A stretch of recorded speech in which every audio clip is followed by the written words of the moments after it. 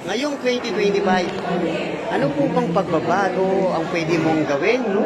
Tuwing ikaw ay nagsisimba every Sunday.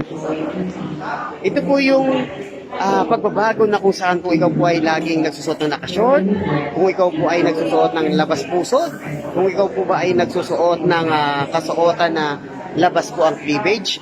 Please, tayo po ay magbago, no? Ngayon 2025, tuwing magsisimba po tayo, please, ugaliin po natin, magsuot ng tamang kasuotan, yung hindi labas yung pusod, yung hindi po labas yung cleavage, no? At hindi po tayo nakashort. Tandaan po natin, ang simbahan ay banal at ang Diyos ay banal. Kaya dapat, at ang tinatanggap din po natin, yung banal na tinapay, ay ito po ay banal. So, ibig sabihin po, banal po ang ating tinatanggap. Kaya dapat tayo rin po ay magsuot ng tamang kasuotan para tayo naman po ay magiging banal din sa mata ng Diyos. Amen? Amen.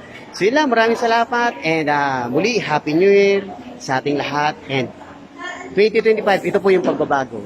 Pro Deo et Ecclesia. God bless sa ating lahat.